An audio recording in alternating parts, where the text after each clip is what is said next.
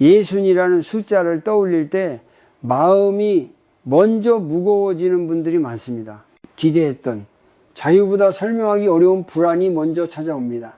아침에 눈을 떠도 서둘러야 할 이유가 사라진 날 마음 한쪽이 텅 빈 듯합니다.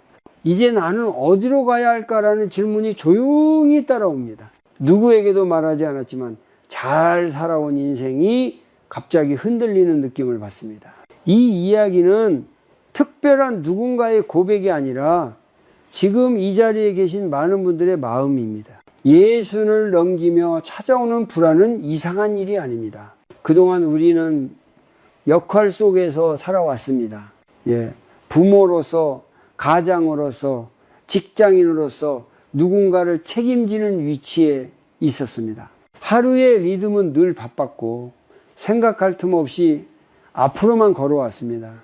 그런데 어느 날 그 역할이 하나둘 내려놓아지면서 마음이 멈춰서게 됩니다. 몸은 쉬고 있는데 마음은 어디에 두어야 할지 모르는 상태가 됩니다. 많은 분들이 이 시기에 스스로를 책망합니다. 나는 왜 이렇게 불안할까? 남들은 다 잘 지내는 것 같은데. 하지만 비교는 마음의 상처를 더 깊게 할 뿐입니다. 불안은 실패의 증거가 아니라 전환의 신호입니다. 하나의 삶이 끝나고 다른 삶이 시작되려 할 때 나타나는 자연스러운 흔들림입니다. 불교에서는 이 순간을 무상을 깨닫는 문턱이라고 말합니다. 모든 것은 변하고 변하지 않는 것은 없습니다. 젊음도 역할도 익숙했던 하루도 예외가 아닙니다. 우리가 괴로운 이유는 변화 그 자체보다 변하지 않기를 바라는 마음, 즉 집착 때문입니다. 예전처럼 살아야 한다는 생각, 여전히 쓸모 있어야 한다는 강박이 마음을 조입니다. 그래서 예순의 불안은 나이가 들어서 생긴 문제가 아니라 놓아야 할 것을 아직 쥐고 있기 때문에 생깁니다. 중년 이후 많은 분들이 공통으로 느끼는 감정이 있습니다. 통제할 수 없다는 두려움입니다. 자녀의 인생, 돈의 흐름, 몸의 변화, 인간관계까지 예전처럼 뜻대로 되지 않습니다. 통제가 사라질수록 마음은 더 불안해집니다. 그러나 통제는 젊음의 언어이고 받아들임은 성숙의 언어입니다. 이 시기에 필요한 것은 더 강한 의지가 아니라 더 부드러운 시선입니다. 예순의 아침이 유난히 공허하게 느껴질 때가 있습니다. 출근 준비를 하지 않아도 되지만 갈 곳이 없다는 느낌이 듭니다. 자녀는 각자의 삶으로 바쁘고 배우자와의 대화도 줄어듭니다. 이때 외로움은 소리 없이 다가옵니다. 사람이 없는 외로움이 아니라 의미가 사라진 외로움입니다. 이 외로움을 밀어내려 할수록 마음은 더 조급해집니다.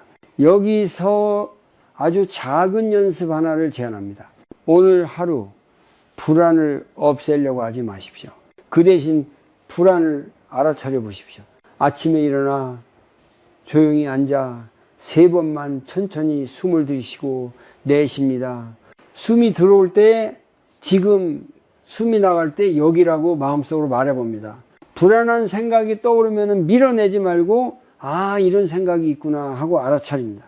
이것이 불교에서 말하는 정령, 즉 깨있는 마음의 시작입니다. 불안은 사라지라고 싸울 대상이 아닙니다. 들어와도 괜찮다고 허락할 때 오히려 힘을 잃습니다.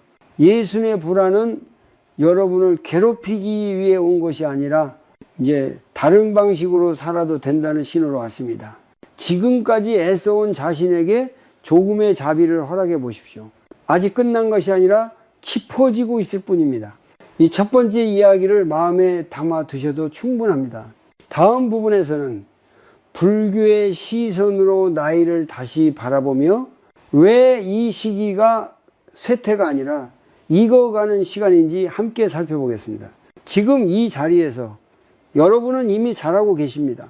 나이가 들었다는 말을 들을 때 마음이 먼저 움츠러드는 순간이 있습니다. 거울 속 얼굴에 새겨진 주름보다 이제는 내려갈 일만 남았다는 생각이 더 빨리 다가옵니다. 사람들은 은근히 말합니다. 이제는 조심해야 할 나이, 무리하면 안 되는 나이라고. 그 말들이 쌓이다 보면은 어느새 스스로를 제한하기 시작합니다. 하고 싶은 마음이 올라와도 이 나이에 무슨 이라는 생각이 먼저 앞섭니다. 하지만 불교의 시선에서 나이는 전혀 다른 의미를 가집니다. 예, 불교에서 삶은 오르막과 내리막으로 나뉘지 않습니다. 삶은 끊임없이 변하는 흐름이며 그 변화 하나하나가 모두 과정입니다. 젊음은 성장의 시간이고 중년은 확장의 시간이며 노년은 숙성의 시간입니다. 과일이 가장 달아지는 순간은 막 열릴 때가 아니라 충분히 익었을 때입니다. 예순 이후의 삶은 시들어가는 것이 아니라 비로소 맛을 내기 시작하는 단계입니다. 문제는 우리가 여전히 덜 익은 기준으로 자신을 평가한다는 데 있습니다. 우리는 오랫동안 쓸모 있음으로 자신을 증명하며 살아왔습니다. 얼마나 벌 수 있는지, 얼마나 해낼 수 있는지, 누군가에게 얼마나 필요한 존재인지, 그 기준은 사회에서는 유효했을지 몰라도 인생 전체에서는 부분일 뿐입니다. 불교에서는 존재의 가치를 결과로 판단하지 않습니다. 존재는 그 자체로 이미 충분하며 조건 없이 존귀하다고 봅니다. 이 관점을 받아들이지 못할 때 나이는 곧 불안의 이름이 됩니다. 불교의 핵심 가르침 중 하나는 무상입니다. 모든 것은 변하고 머무르지 않습니다. 젊음이 영원하지 않듯 노년 또한 고정된 상태가 아닙니다. 지금의 몸, 지금의 마음, 지금의 환경도 계속 달라질 것입니다. 무상을 이해한다는 것은 체념이 아니라 흐름에 저항하지 않는 지혜입니다. 저항이 줄어들수록 마음은 가벼워집니다. 많은 분들이 나이를 받아들이는 것을 포기와 혼동합니다. 받아들이면 아무것도 하지 않는 것 아닌가 하고 두려워합니다. 하지만 불교에서의 받아들임은 가장 적극적인 태도입니다. 현실을 있는 그대로 보아야 그 안에서 가능한 선택이 보이기 때문입니다. 예순 이후의 삶은 젊을 때처럼 무작정 확장할 필요는 없지만 더 깊이, 더 정확하게 선택할 수 있는 힘이 생긴 시기입니다. 여기서 한 가지 중요한 전환이 필요합니다. 무엇을 더 할 수 있을까 해서 무엇을 내려놓을 수 있을까로 질문을 바꾸는 것입니다. 불필요한 인간관계, 과도한 비교, 끝없는 기대를 하나씩 내려놓을 때 그 자리에 조용한 여백이 생깁니다. 그 여백은 허무가 아니라 숨 쉴 수 있는 공간입니다. 불교에서 말하는 평안은 바로 이 여백에서 시작됩니다. 예를 들어 이런 경우가 있습니다. 퇴직 후에도 여전히 예전의 성과를 기준으로 자신을 평가하는 분들입니다. 아무도 요구하지 않는데 스스로에게 끊임없이 증명하라고 채찍질합니다. 그 결과 몸은 쉬고 있지만 마음은 쉬지 못합니다. 이때 필요한 것은 새로운 목표가 아니라 기준을 바꾸는 일입니다. 나는 지금 충분하다라는 문장을 마음에 놓아보는 연습입니다. 아주 간단한 관찰 연습을 하나 해보시길 권합니다. 오늘 하루 자신의 나이를 의식하는 순간을 알아차려 보십시오. 나이가 있어서 못해라는 생각이 떠오를 때 그 생각을 사실로 믿지 말고 하나의 생각으로만 바라보십시오. 그리고 조용히 이렇게 말해 보십시오. 이 생각은 지나가는 구름이다. 생각과 자신을 분리하는 이 연습은 마음을 크게 가볍게 만듭니다. 예순 이후의 삶은 축소판 인생이 아닙니다. 속도가 느려진 대신 방향을 스스로 선택할 수 있는 시간입니다. 말이 줄어든 대신 침묵의 깊이가 생깁니다. 불교의 지혜는 이 시기를 실패로 해석하지 않습니다. 오히려 삶을 이해할 준비가 된 단계로 봅니다. 그렇게 바라볼 때 나이는 짐이 아니라 자산이 됩니다. 다음 이야기에서는 이 시기에 우리를 가장 괴롭히는 집착이 어떻게 고통을 만들고 또 어떻게 놓아줄 수 있는지 살펴보겠습니다. 지금 이 자리에서 나이를 다시 정의해 보셔도 괜찮습니다. 늦지 않았고 이미 충분히 깊어졌습니다. 예순을 지나며 마음이 가장 자주 아파지는 순간은 뜻밖에도 몸이 아니라 생각에서 시작됩니다. 겉으로는 큰 문제가 없어 보여도 마음속에서는 끊임없이 자신을 몰아붙입니다. 나는 아직 쓸모있는 사람일까? 이제는 뒤로 물러나야 하는 걸까? 이 질문들이 반복될수록 마음은 점점 좁아지고 숨이 막히는 느낌이 듭니다. 불교에서는 이 고통의 뿌리를 아주 분명하게 짚어줍니다. 그 이름은 바로 집착입니다. 집착이란 단순히 무언가를 좋아하는 마음이 아닙니다. 놓치면 안 된다고 믿는 마음, 잃으면 나 자신이 무너질 것 같다는 두려움입니다. 예순 이후의 집착은 주로 과거의 역할에 머뭅니다. 가장의 자리, 직업인의 자리, 희생하던 부모의 자리, 그 역할들은 분명 소중했고 인생의 한 시기를 지탱해 주었습니다. 하지만 문제는 그 역할이 끝났음에도 마음은 아직 거기에 머물러 있다는 점입니다. 예를 들어 이런 모습은 낯설지 않습니다. 이미 성인이 된 자녀의 선택 하나하나에 마음이 흔들립니다. 도와주고 싶다는 명분 아래 사실은 여전히 통제하고 싶은 마음이 숨어 있습니다. 자녀의 인생이 내 손을 벗어나면 내가 더 이상 필요 없는 존재가 될 것 같은 두려움 때문입니다. 이때 고통은 자녀가 아니라 붙잡고 있는 마음에서 생겨납니다. 불교에서는 이것을 사랑이 집착으로 바뀐 순간이라고 말합니다. 집착은 늘 좋은 얼굴로 찾아옵니다. 책임감, 헌신, 걱정이라는 이름을 쓰고 다가옵니다. 그래서 스스로도 알아차리기 어렵습니다. 하지만 집착의 결과는 분명합니다. 마음이 편안해지지 않고 관계가 점점 무거워집니다. 상대도 힘들고 나 자신도 지쳐갑니다. 또 다른 집착은 과거의 성취에 대한 집착입니다. 내가 예전에는 어떤 사람이었는데 라는 생각이 자주 떠오릅니다. 그 기억은 자부심이 될 수도 있지만은 동시에 현재를 깎아내리는 칼이 되기도 합니다. 현재의 나는 예전만 못하다는 비교가 반복될수록 자존감은 조용히 무너집니다. 불교에서는 과거에 머무는 마음 역시 하나의 집착이라고 봅니다.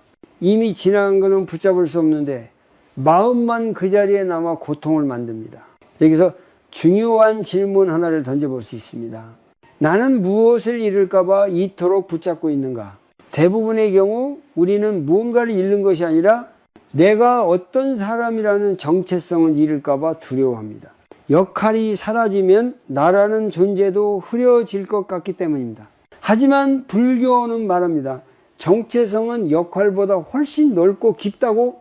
역할은 인생의 일부일 뿐 나의 전부는 아닙니다. 부모라는 역할 이전에도 나는 존재했고 그 역할이 끝난 뒤에도 나는 존재합니다. 이 사실을 받아들이지 못할 때 우리는 역할에 매달리며 스스로를 옥죄게 됩니다. 그래서 집착은 외부를 붙잡는 것 같지만 실제로는 자신을 붙잡는 행위입니다. 놓지 못하는 것이 아니라 놓는 법을 잊어버린 상태입니다.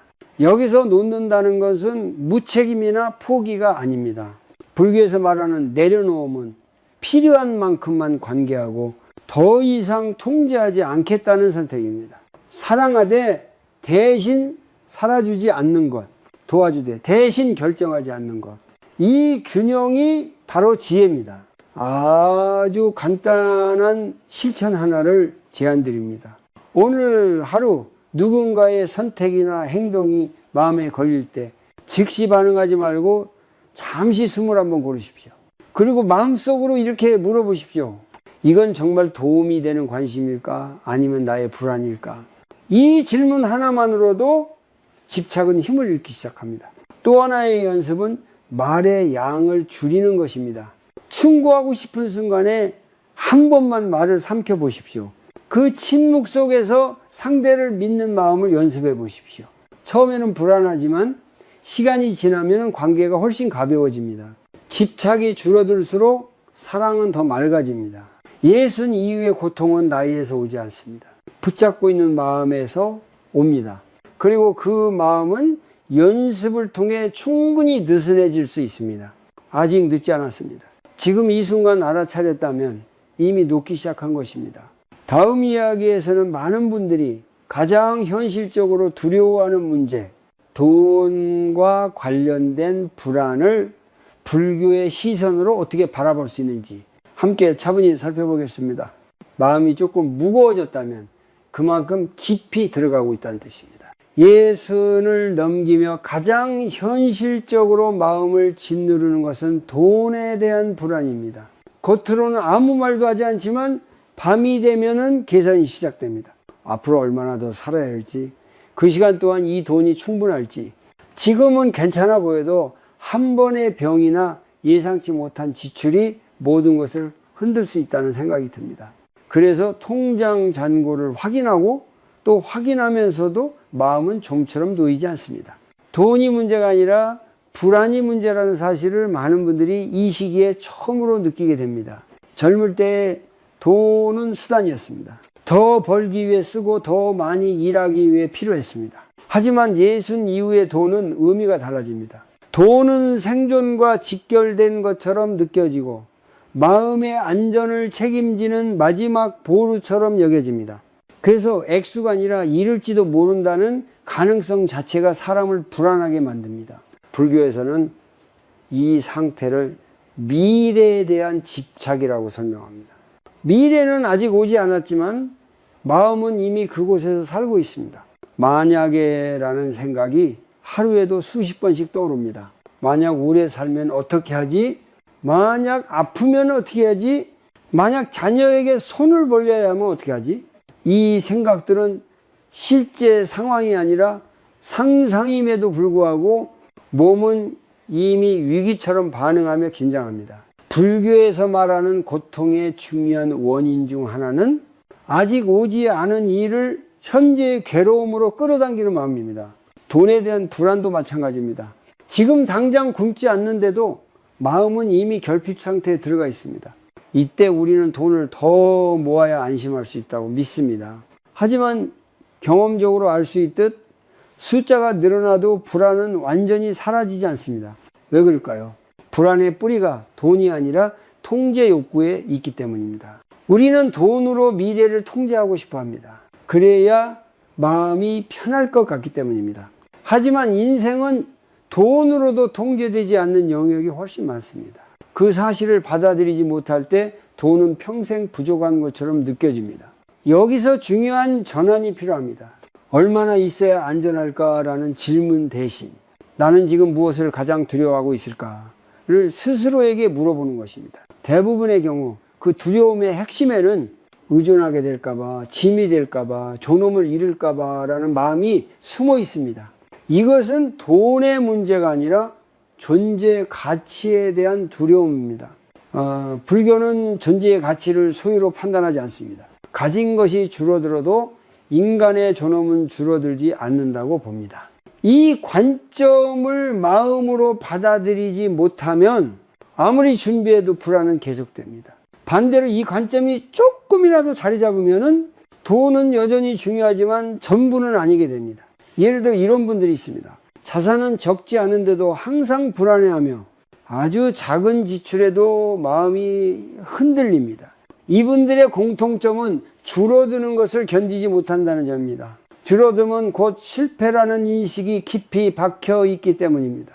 하지만 인생의 후반부는 쌓는 시기가 아니라 사용하는 시기이기도 합니다. 불교에서 말하는 중도는 쓰지 말라는 것도 아니고 다 써버리라는 것도 아닙니다. 두려움이 아니라 지혜로 선택하라는 뜻입니다. 나를 살리는 지출인지 불안을 달래기 위한 집착인지 그 기준만 분명해져도 돈의 흐름은 훨씬 안정됩니다. 돈을 관리하는 동시에 마음을 함께 살피는 것이 필요합니다. 아주 간단한 실천 하나를 제안드립니다. 돈에 대한 걱정이 올라올 때 종이에 이렇게 적어 보십시오. 지금 당장 위기인가 아니면 미래에 대한 상상인가? 대부분은 상상이라는 것을 확인하게 됩니다. 그 다음 오늘 하루 필요한 만큼만 살겠다고 마음속으로 약속해 보십시오. 하루 단위로 삶을 줄이면 마음도 함께 좁혀져 안정됩니다. 또 하나의 연습은 감사의 방향을 바꾸는 것입니다.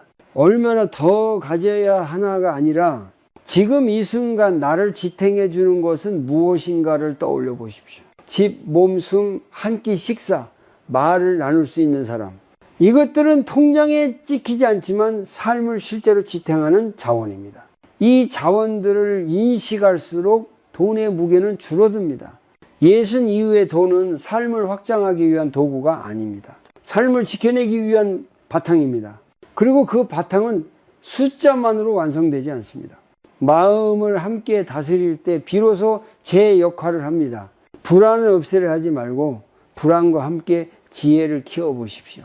그것이 노년의 재정이 주는 가장 중요한 배움입니다. 다음 이야기에서는 돈 다음으로 많은 분들이 두려워하는 주제, 바로 병과 몸의 변화에 대해 차분히 이야기해 보겠습니다. 이 두려움 역시 다른 시선으로 보면 조금은 가벼워질 수 있습니다.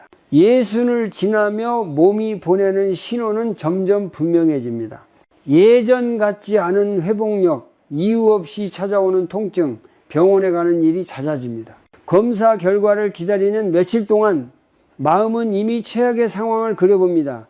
사실 두려운 것은 병 그 자체보다 더 이상 내 몸을 내가 통제할 수 없다는 느낌입니다. 이제부터는 내 뜻대로 되지 않는구나 라는 생각이 마음을 조용히 무너뜨립니다. 그래서 병은 몸의 문제가 아니라 마음의 문제로 커집니다.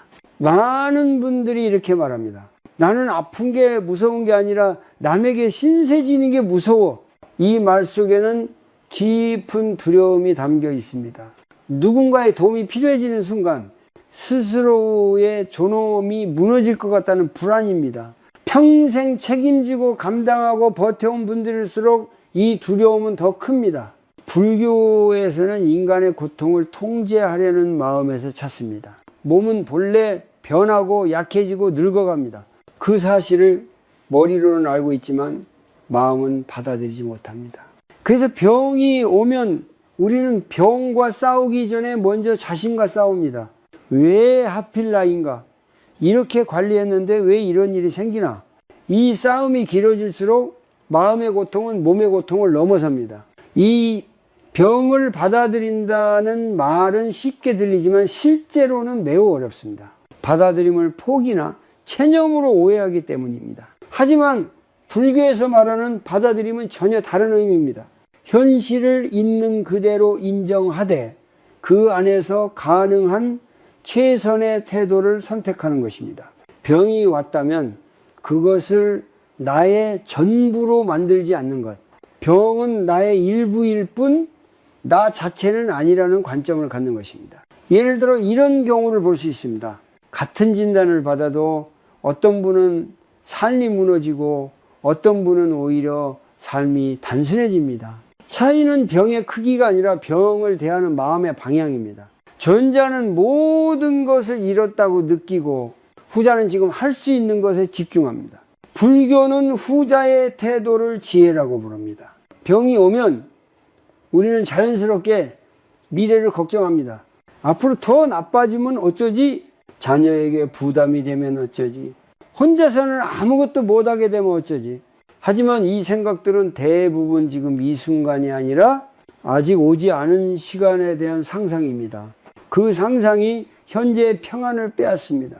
여기서 중요한 연습 하나가 있습니다. 고통을 지금과 나중으로 나누어 보는 것입니다. 지금 이 순간 실제로 내가 겪고 있는 고통은 무엇인가? 그리고 나중에 대한 걱정은 어디까지가 사실이고 어디부터가 상상인가? 이 구분만 명확해져도 마음의 부담은 절반으로 줄어듭니다. 불교의 수행은 늘 지금 이 순간으로 돌아오게 합니다. 아주 간단한 호흡 관찰을 해보시길 권합니다. 아플 때일수록 호흡은 얕아지고 몸은 긴장합니다. 조용히 앉아 숨이 들어오는 감각, 나가는 감각만 느껴보십시오. 통증을 없애려 하지 말고 통증이 있는 상태에서 숨이 오가는 것을 그대로 지켜봅니다. 이때 마음은 통제자가 아니라 동반자가 됩니다. 또 하나 중요한 전환은 도움을 받는 태도입니다. 도움을 받는 것을 패배로 여기지 않는 연습이 필요합니다.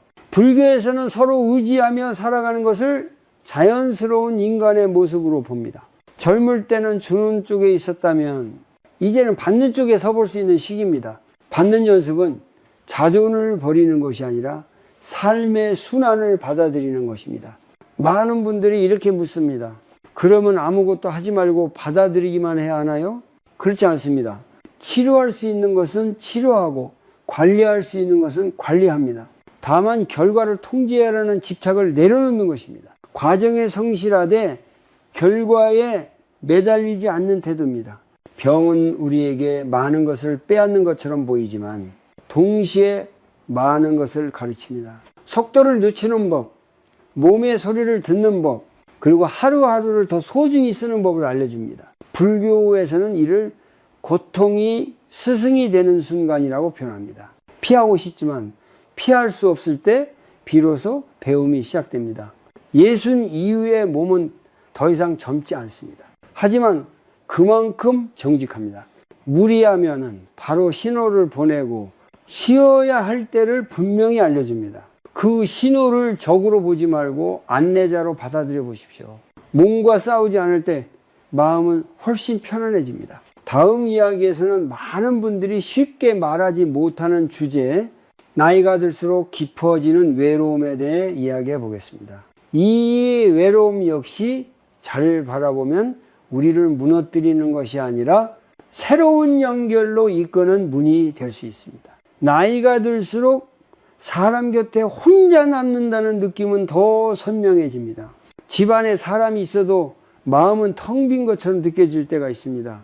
하루 종일 아무 말도 하지 않아도 되는 날이 늘어나고 전화벨이 울리지 않는 시간이 길어질수록 존재감이 희미해지는 기분이 듭니다. 이 외로움은 갑자기 찾아오는 것이 아니라 아주 천천히 스며듭니다. 그래서 어느 날 문득 나는 지금 혼자인가라는 질문 앞에 서게 됩니다. 많은 분들이 외로움을 인정하지 않으려 합니다. 이 나이에 외로움을 느끼는 게 무슨 의미가 있나 라고 스스로를 다그칩니다. 하지만 외로움은 약함의 증거가 아니라 연결을 원하는 마음의 신호입니다. 불교에서는 인간을 본래 관계 속에서 존재하는 존재로 봅니다.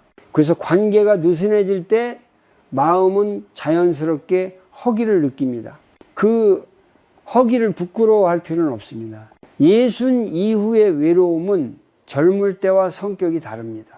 젊을 때의 외로움이 사람을 더 만나고 싶어하는 갈증이라면 이 시기의 외로움은 의미 있는 연결을 갈망하는 감정입니다. 말을 많이 나누지 않아도 함께 침묵할 수 있는 사람을 원하게 됩니다. 하지만 그런 관계는 쉽게 만들어지지 않습니다. 가장 가까운 관계에서도 외로움은 생깁니다. 부부가 함께 살고 있어도 각자의 세계에 머무는 시간이 길어질수록 마음은 멀어집니다. 서로의 하루를 묻지 않게 되고 묻더라도 깊이 듣지 않게 됩니다. 이때 외로움은 상대의 부재가 아니라 마음의 거리에서 생깁니다. 불교에서는 외로움의 또 다른 원인으로 자기 자신과의 단절을 말합니다. 평생 타인을 돌보고 역할을 수행하느라 정작 자기 마음을 들여다볼 시간은 거의 없었던 분들이 많습니다. 그래서 혼자가 되면 타인이 없어서가 아니라 자기 자신과 함께 있는 것이 낯설어서 더 외로워집니다. 이 외로움은 누군가로 채워지지 않습니다. 여기서 중요한 전환이 필요합니다. 외로움을 없애려 하기보다 외로움을 견디는 힘을 기르는 것입니다. 불교에서 말하는 고를 피하지 않는 태도입니다. 외로움이 올라올 때 그 감정을 문제로 규정하지 말고 잠시 머물러 보십시오. 지금 외로움을 느끼고 있구나라고 이름 붙이는 것만으로도 외로움은 더 이상 막연한 덩어리가 아니라 알아차릴 수 있는 감정이 됩니다. 아주 간단한 관찰 연습을 하나 권해드립니다. 혼자 있는 시간에 TV나 휴대폰을 바로 켜지 말고 3분만 조용히 앉아 보십시오. 어색함, 불안함, 허전함이 올라올 수 있습니다. 그 감정들을 없애려 하지 말고 몸의 감각과 함께 그대로 느껴보십시오. 이 연습은 혼자 있는 시간을 견디는 힘을 길러줍니다. 외로움을 견딜 수 있게 되면 관계는 집착이 아니라 선택이 됩니다. 누군가와 함께 있고 싶어서가 아니라 함께 있으면 더 따뜻해지기 때문에 관계를 맺게 됩니다. 이 차이는 매우 큽니다. 집착에서 시작된 관계는 쉽게 지치고 선택에서 시작된 관계는 오래 갑니다. 불교의 자비는 타인에게만 향하지 않습니다. 자기 자신에게 향하는 자비가 먼저입니다. 외로운 자신을 다그치지 않고 그래도 괜찮다고 말해주는 마음입니다. 이 자비가 쌓일수록 외로움은 적이 아니라 나를 돌보라는 신호가 됩니다. 또 하나 중요한 것은 관계의 수를 줄이고 깊이를 늘리는 것입니다. 많은 사람과 연결되어 있어도 외로울 수 있고 한 사람과 진심으로 연결되어 있으면 덜 외로울 수 있습니다. 예순 이후의 관계는 넓이가 아니라 밀도가 중요합니다. 짧은 안부라도 진심이 담긴 관계 하나가 마음을 오래 따뜻하게 합니다. 지역 모임, 작은 봉사, 취미 활동은 사람을 만나기 위한 수단이 아니라 함께 시간을 보내기 위한 공간이 될 수 있습니다. 그곳에서 중요한 것은 잘 보이는 것이 아니라 있는 그대로 머무르는 것입니다. 이 태도가 있을 때 관계는 부담이 되지 않습니다.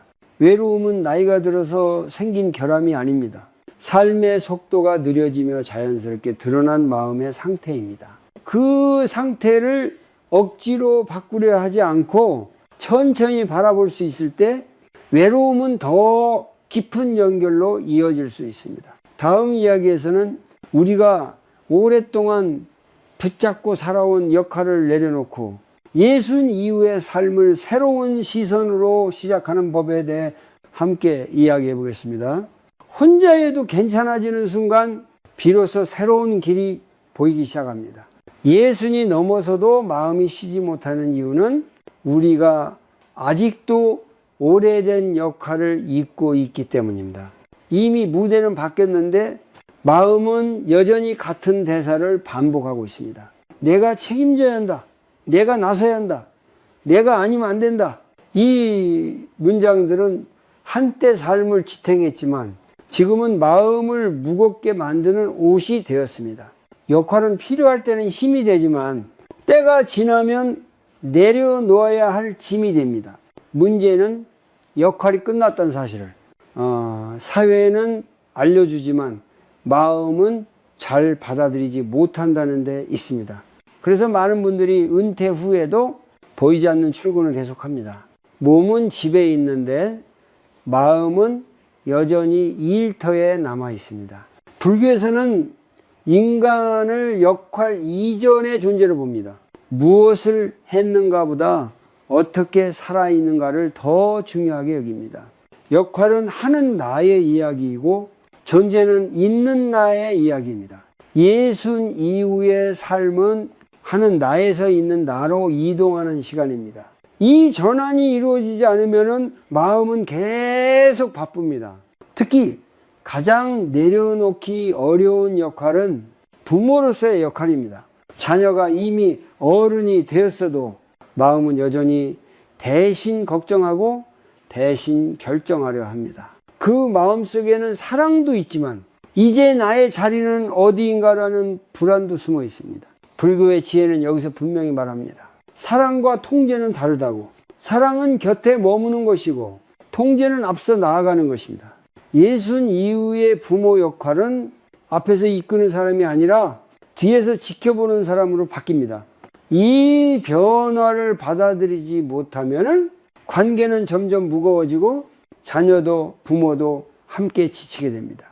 또 하나의 역할은 늘 강해야 하는 나입니다. 평생 약한 모습을 보이지 않으려 애써왔던 분들일수록 이 역할을 내놓기 어렵습니다. 도움을 요청하는 것이 패배처럼 느껴지기 때문입니다. 하지만 불교에서는 의존을 부끄러운 것으로 보지 않습니다. 서로 기대어 살아가는 것이 인간의 본래 모습이라고 봅니다.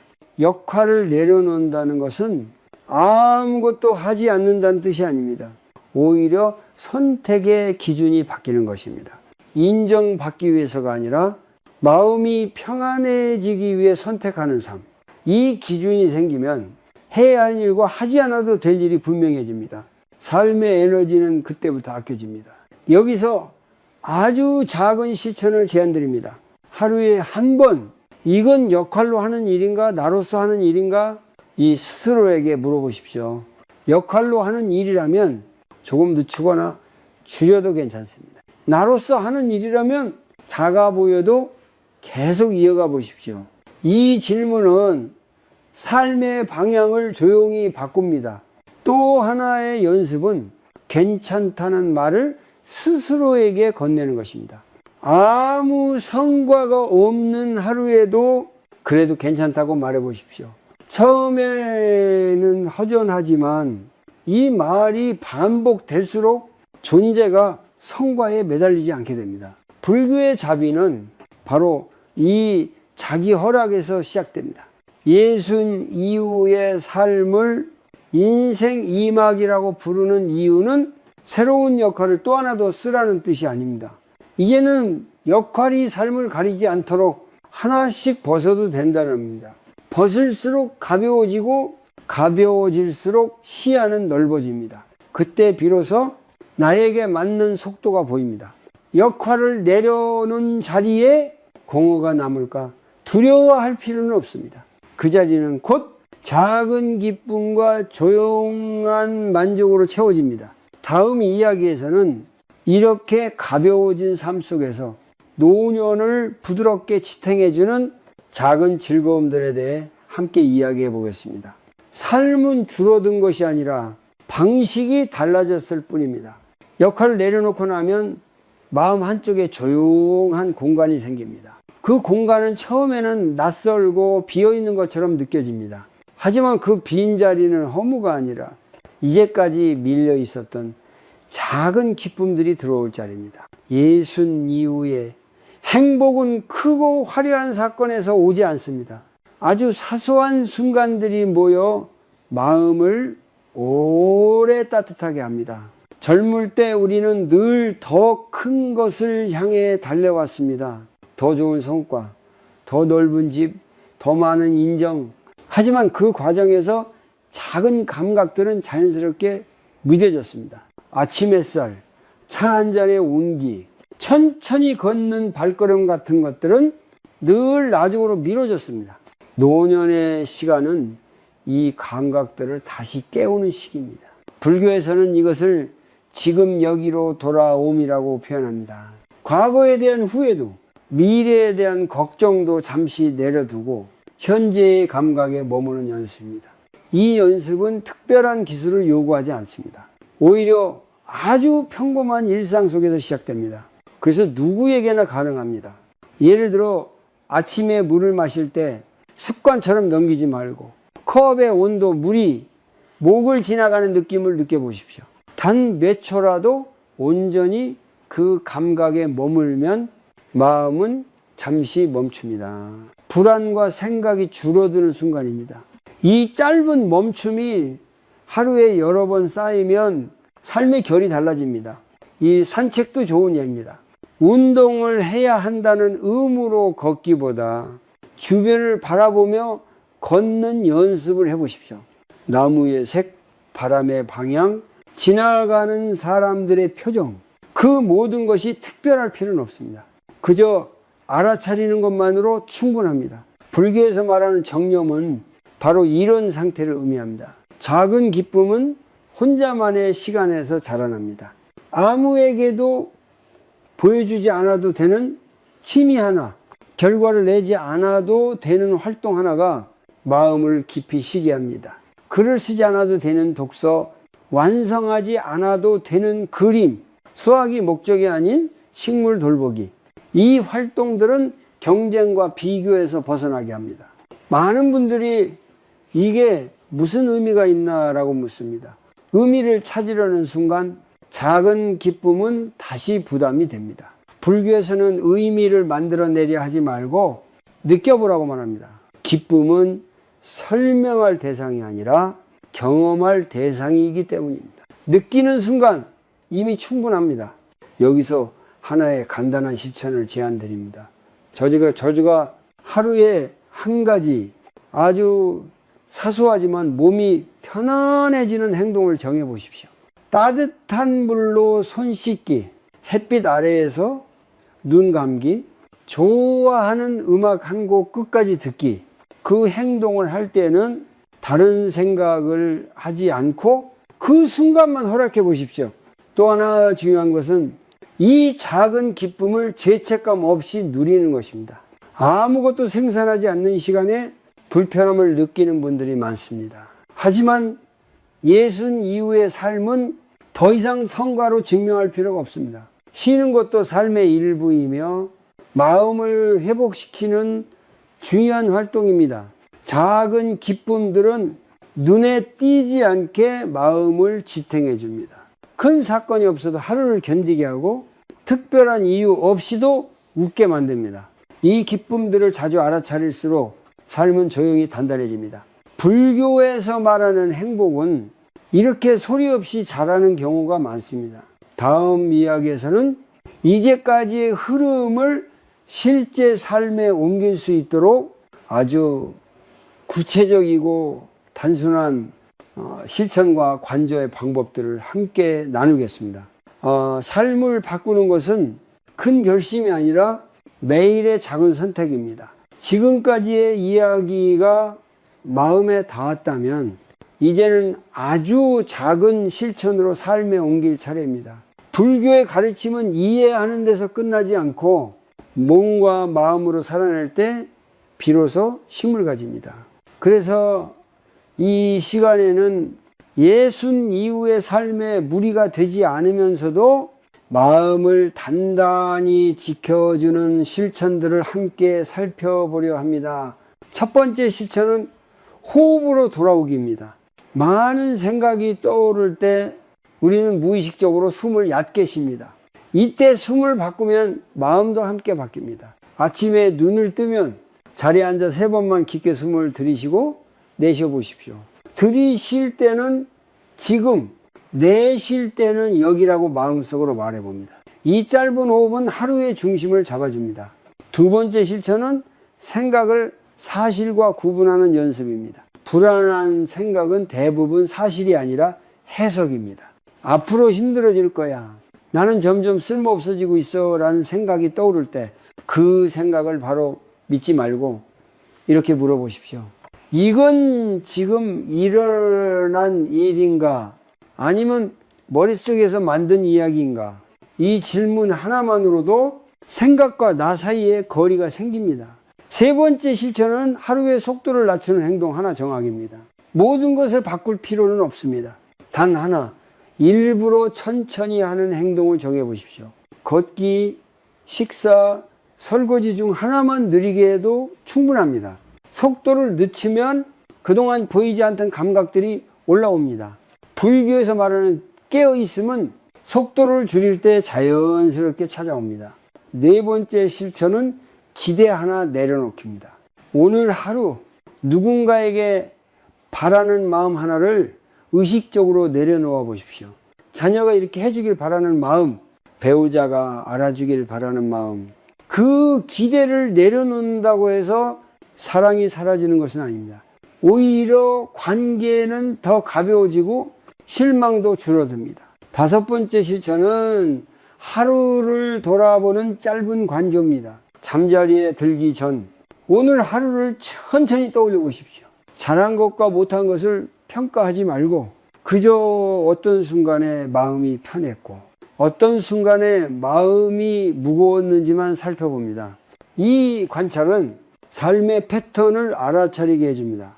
이 실천들은 작고 단순하지만 꾸준히 이어질 때 큰 힘을 가집니다.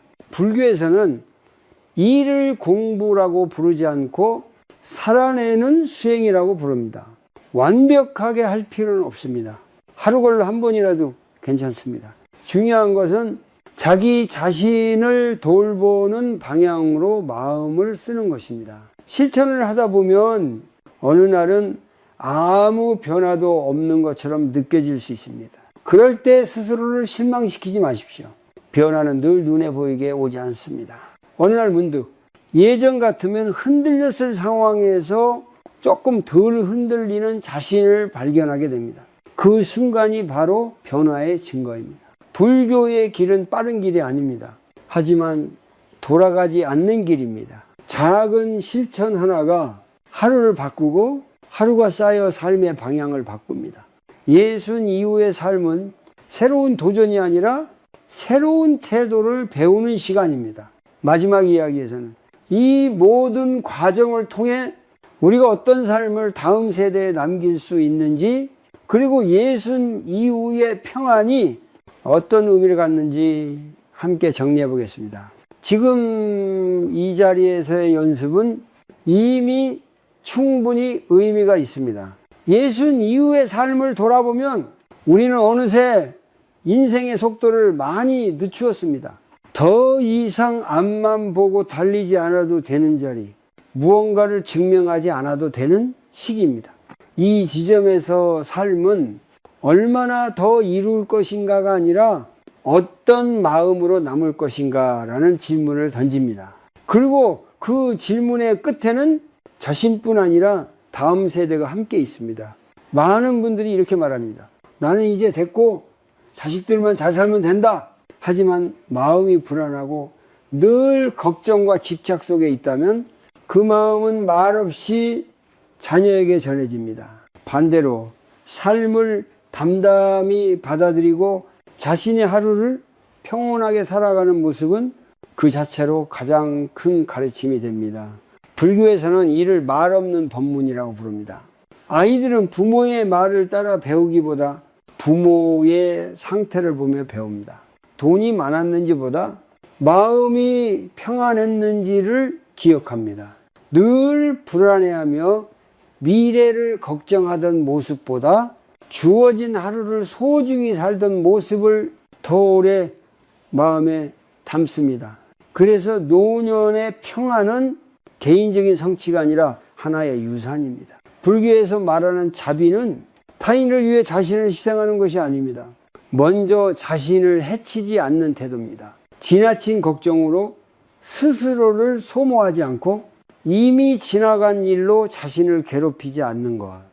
이 자기 자비가 있을 때 타인에게도 부드러운 시선을 보낼 수 있습니다. 이것이 노년에 필요한 가장 중요한 마음 공부입니다. 예순 이후의 삶은 자녀에게 의존하지 않아도 되는 삶이 아니라 자녀를 마음에서 놓아줄 수 있는 삶입니다. 놓아준다는 것은 버린다는 뜻이 아니라 각자의 인생을 존중한다는 의미입니다. 이 존중이 있을 때 관계는 부담이 아니라 연결이 됩니다. 부모가 평안할수록 자녀의 마음도 가벼워집니다. 여기서 한 가지 조용한 관조를 제안드립니다. 내가 떠난 뒤 사람들이 나를 어떤 얼굴로 기억하길 바라는가, 무엇을 남겼는지가 아니라 어떤 분위기를 남겼는지를 떠올려 보십시오. 불안, 통제, 걱정이 많은 사람이었는지 아니면 조용히 자기 삶을 살던 사람이었는지, 이 질문은 지금의 태도를 바꾸는 힘을 가집니다. 노년의 평안은 아무 문제도 없는 상태가 아닙니다. 문제가 있어도 그 문제와 싸우지 않는 마음의 상태입니다. 몸이 예전 같지 않아도, 돈이 넉넉하지 않아도, 외로움이 완전히 사라지지 않아도 그 모든 것을 안고 살아갈 수 있는 힘, 불교에서는 이것을 안주라고 부릅니다. 안주란 멈춰서는 것이 아니라 지금 이 자리에 편안히 머무는 것입니다. 과거로 도망가지 않고 미래에 매달리지 않는 상태입니다. 이 자리에 머무를 수 있을 때 삶은 더 이상 위협이 아니라 함께 걸어갈 동반자가 됩니다. 이것이 예순 이후에 배울 수 있는 가장 깊은 지혜입니다. 지금까지의 이야기를 완벽하게 실천하지 않아도 괜찮습니다. 한 가지만 마음에 남아도 충분합니다. 조금 덜 조급해지고 조금 더 자신에게 친절해지는 것. 그 변화는 눈에 띄지 않지만 분명히 삶의 결을 바꿉니다. 그리고 그 결은 주변 사람들에게 전해집니다. 예순 이후의 삶은 무언가를 마무리하는 시간이 아니라 삶을 정리된 마음으로 살아내는 시간입니다. 그 모습 자체가 가장 조용하고 깊은 가르침이 됩니다. 지금 이 순간에도 여러분은 충분히 잘 살아오셨고 앞으로도 그렇게 살아갈 수 있습니다. 이 길을 함께 걸어주셔서 감사합니다.